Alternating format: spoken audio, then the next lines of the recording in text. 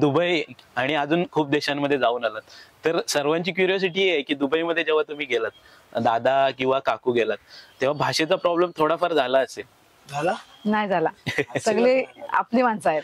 अच्छा. आणि जेव्हा तुम्ही त्यांना रेसिपी शिकवत होतात हॉटेलमध्ये, त्या पण आम्ही बघितल्या विक्रांत दादामुळे, त्याच्या कॅमेरामुळे आम्ही बघितल्या, तर तेव्हा काय मजा आली?